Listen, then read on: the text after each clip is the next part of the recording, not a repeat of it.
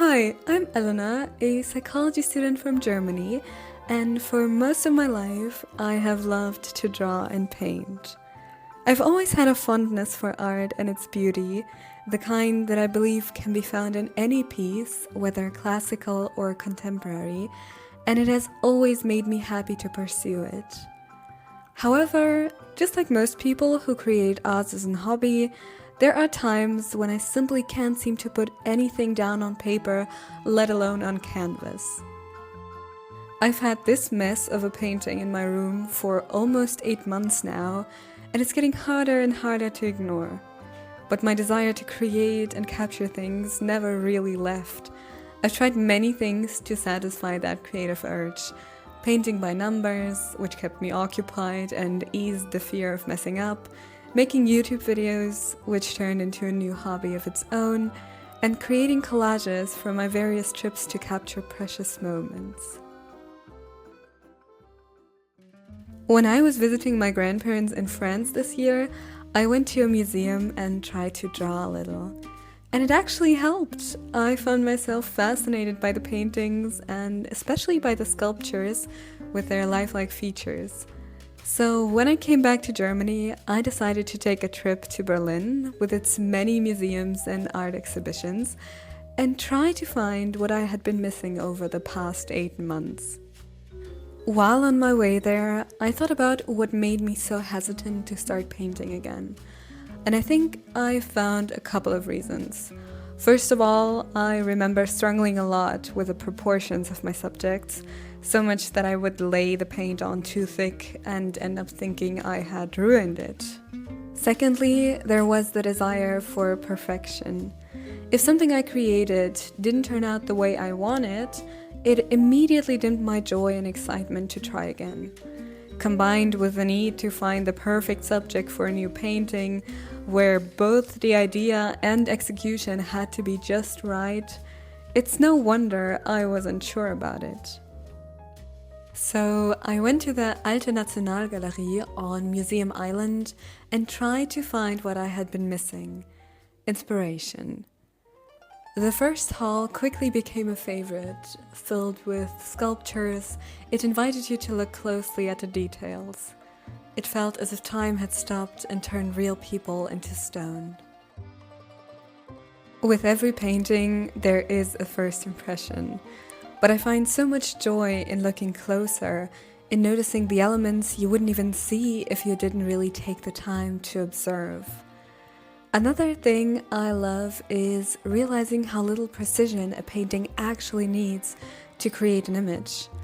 I love to get close enough to see the brush strokes, to notice how the artist built the image stroke by stroke. It reminds me that art isn't just about what is painted, but also about how it's painted. I especially liked this painting. I'm currently rewatching Bridgerton, and this one reminded me a lot of that era.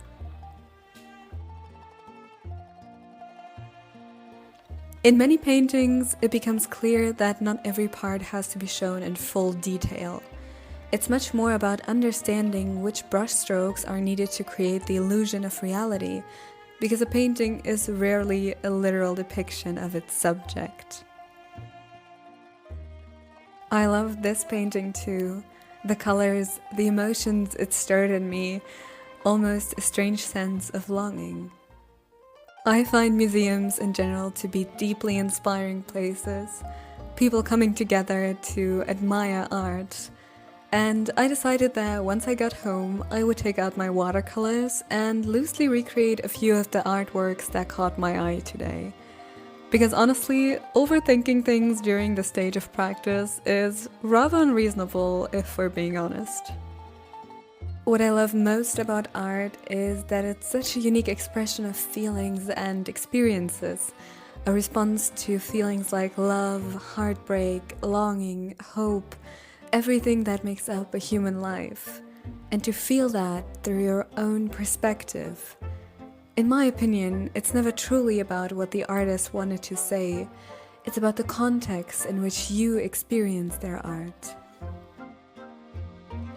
Full of new thoughts and ideas, I ended my day with a bubble tea before heading home to take out my brushes and paints.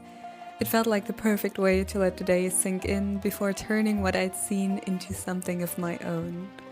Before heading home, I had already decided which artworks I wanted to paint. My goal wasn't to copy them perfectly, but to allow myself to study art without the constant pressure of having to come up with an original idea or to meet my own impossible standards of perfection.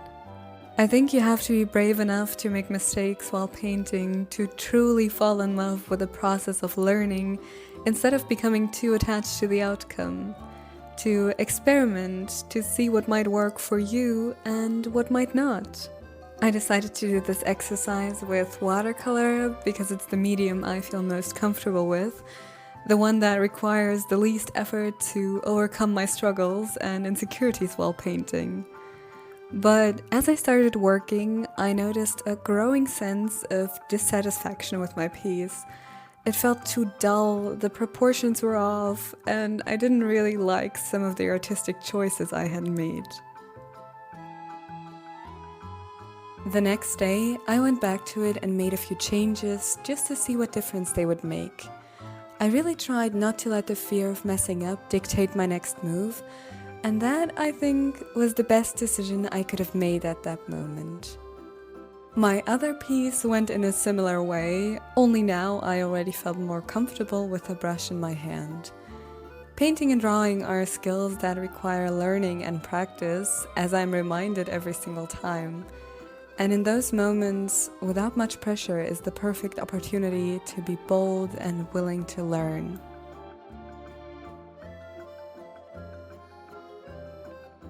I have to say, while I'm not sure it completely brought back all of my inspiration to create, I did love painting without the need for it to be perfect. Just studying the works of great artists and learning from them. I think visiting places where art is displayed and cherished is an idea I would definitely recommend.